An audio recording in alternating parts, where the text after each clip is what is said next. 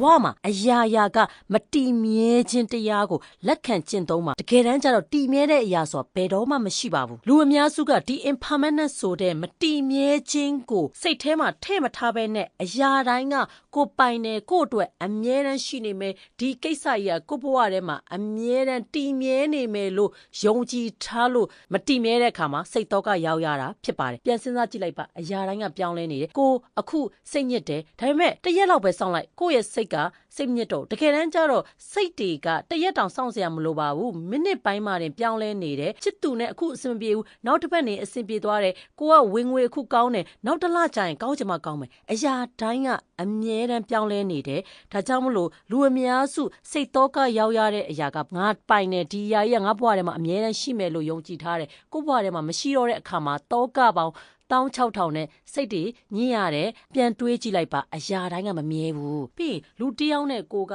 ပြတ်သွားလို့စိတ်ညစ်မယ်ဆိုရင်လေဒီဟာကမတိမြဲတဲ့အရာတွေပါသေကွဲမလားရှင်ကွဲမလားအဲ့နှမျိုးပဲမဟုတ်လေခွဲသွားရမှာပဲအရာတိုင်းကမတိမြဲဘူးဆိုတာကိုတွေးတတ်တယ်ဆိုရင်အခုကိုယ့်ဘဝထဲမှာရှိနေတဲ့အချိန်မှာလဲ 100% တန်ဖိုးထားပါဥပမာတစ်ခုပေးရမယ်ဆိုရင်ဖြိုးတူလေးတွေဆိုရင်အရင်အချိန်ပေးပြီးတော့မှသူတို့ငယ်စဉ်ဘဝမှာလေကြည်နူးခဲ့တဲ့အခါတွေအများကြီးရှိတယ်ဒီအသက်တစ်နှစ်ကခဏလေးနဲ့လက်ဖြောက်တစ်ခုအတွင်းမှာပဲပျောက်သွားမယ်ပြီးသွားမယ်ဆိုတော့သိတဲ့အချိန်မှာသူတို့နဲ့ရှိခဲ့တဲ့နေ့ရက်တိုင်းကိုတန်ဖိုးထားပြီးတော့မှဖြတ်သန်းတယ်အဲ့လိုမမြဲတဲ့တရားကိုသိပြီးတော့မှသူတို့နဲ့ကိုယ်နဲ့တည်မြဲတယ်ကောင်းနေတဲ့အချိန်မှာလဲတန်ဖိုးထားသလိုမျိုးမကောင်းတော့တဲ့အချိန်မှာလဲစိတ်ထားတတ်တယ်โอเคအခုသူနဲ့ကိုယ်နဲ့အဆင်ပြေတော့ဘူးဒါကလည်းတဘာဝပါပဲဆိုတာကိုအမြဲတမ်းမှတ်ထားပါ